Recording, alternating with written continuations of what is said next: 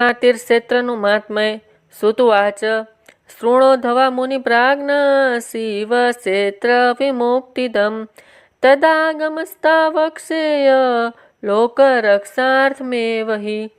સુતે કહ્યું, હે બુદ્ધિમાન ઋષિઓ, હવે તમને મોક્ષદાયક શિવ ક્ષેત્રનો મહિમા કહું છું, તે સાંભળો. તે પછી લોકની રક્ષા માટે તેના ઉત્પત્તિ સ્થાન વિશે પણ કહીશ. પૃથ્વીમાં પર્વત, નદીઓ, જંગલ અને વનો આવેલા છે. પૃથ્વીના વિસ્તાર 50 કરોડ ચોરસ યોજન છે. આ પૃથ્વી ભગવાન શિવની આજ્ઞાથી જ લોકોને ધારણ કરી રહી છે. પૃથ્વી પર જુદા જુદા સ્થાનોમાં વસતા લોકો મોક્ષ માટે ભગવાન શંકર કૃપા કરી તે સ્થળે શિવક્ષેત્ર નિર્માણ કર્યા છે. તેમજ ઋષિઓએ અને દેવોએ પોતાના નિવાસ માટે રચેલા અને સ્વયંભૂ પ્રગટેલા શિવક્ષેત્ર પણ લોકરક્ષા માટે જ થયેલા છે. આ તીર્થધામો પવિત્ર ક્ષેત્રમાં જઈને ભાવિક મનુષ્ય સ્નાન, ધ્યાન, દાન અને જપ વગેરે કરવા જોઈએ. નહીં તો તેને રોગ, દરિદ્રતા, અપંગતા, મૂંગાપણું વગેરે દુઃખો સહન કરવા પડે છે. આ ભારતની પવિત્ર ભૂમિમાં જે મનુષ્ય મરણ પામે તે પોતાના પુણ્યના પ્રતાપે બ્રહ્મલોકમાં નિવાસ કરી પુણ્યના સહિત તથા ફરી તે મનુષ્ય યોનિમાં જન્મે છે. હે બ્રાહ્મણો, આ પવિત્ર ક્ષેત્રમાં વસનારને કોઈ પણ પાપ કર્મ કરવું નહીં, કારણ કે તે પાપ દ્રઢ થાય છે. બને ત્યાં સુધી મનુષ્ય પોતાના કલ્યાણ અર્થે તીર્થસ્થળમાં વસવાટ કરવો. ભારતની પવિત્ર ભૂમિમાં સિંધુ અને સતલજ નદીના કિનારે ઘણા તીર્થક્ષેત્રો આવેલા છે. ત્યાં સમજુ મનુષ્યને જઈને વસવું. વળી 60 મુખવાળી પવિત્ર નદી સરસ્વતીના તીરે પણ કલ્યાણ ઈચ્છતા મનુષ્યએ વાસ કરવો. તેને પણ બ્રહ્મપદની પ્રાપ્તિ થાય છે. કાશી, પ્રયાગ વગેરે પુણ્ય ક્ષેત્રમાં 100 મુખવાળી અને હિમાલયમાંથી નીકળેલી ગંગાના તટ પર આવેલા હોવાથી તે ક્ષેત્રો અધિક પુણ્યદાયી ગણાય છે.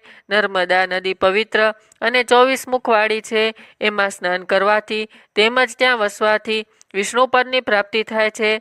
12 મુખવાળી તમસા નદી અને 10 મુખવાળી રેવા નદીમાં પણ સ્નાન કરવાથી પરમપદની પ્રાપ્તિ થાય છે.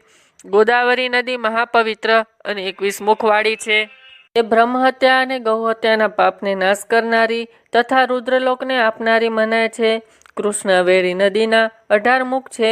તે વિષ્ણુલોકને આપનારી ગણાય છે. તુંગભદ્રા નદીના 10 મુખ છે. તે બ્રહ્મલોકને આપનારી કહેવાય છે. બ્રહ્મલોકમાંથી પાછા ફરેલા જીવ 9 મુખવાળી સુવર્ણમુખીના કિનારે જન્મ લે છે. આ ઉપરાંત પંપા સરોવર, કન્યાકુમારી, સરસ્વતી અને શ્વેત નદી એ સર્વ પુણ્ય ક્ષેત્રો છે. આ ક્ષેત્રના કિનારે વસવાથી ઇન્દ્રલોકની પ્રાપ્તિ મનુષ્યને થાય છે. કાવેરી નામની મહાપવિત્ર નદી જે સહ્યાદ્રીમાંથી નીકળે છે તે અતિ પાવનકારી છે. 27 મુખવાળી આ મહાનદી સર્વકામના પૂર્ણ કરનારી છે. કાવેરી નદીનો કિનારો સ્વર્ગલોક તેમજ બ્રહ્મલોક અને વિષ્ણુલોક પદને આપનારો છે. આ પવિત્ર સ્થળે આવેલા શિવક્ષેત્ર પુણ્ય ક્ષેત્રો ઈચ્છિત ફળની સાથે શિવલોક પ્રાપ્ત કરાવનારા છે. મહાપુણ્ય ક્ષેત્ર નેમિષાણ તથા બદ્રિકા આશ્રમમાં જ્યારે સૂર્ય અને ગુરુ મેષ રાશિમાં આવે તે સમય સ્નાન, ધ્યાન, પૂજા કરનારને બ્રહ્મલોકની પ્રાપ્તિ થાય તથા સૂર્ય જ્યારે કર્ક રાશિનો થાય ત્યારે સિંધુ નદીમાં કરેલું સ્નાન, કેદાર તીર્થને સ્નાન તથા જળપાન જ્ઞાનવર્ધક મનાયું છે. સિંહનો બૃહસ્પતિ થાય ત્યારે સિંહ સંક્રાંતિવાળા ભાદરવા મહિનામાં પવિત્ર ગોદાવરી નદીમાં સ્નાન કરવાથી શિવલોકની પ્રાપ્તિ થાય છે. એવું અગાઉ ભગવાન શિવે કહેલું છે. જ્યારે સૂર્ય કે ગુરુ કન્યાનો થાય તે સમયે યમુના નદી અને સોણ નદીમાં સ્નાન કરવું ઘણું પુણ્યદાયક છે. આ પવિત્ર નદીઓમાં સ્નાન કરનાર ધર્મરાજા તથા ગણપતિના લોકમાં મહાભોગની પ્રાપ્તિ થાય છે.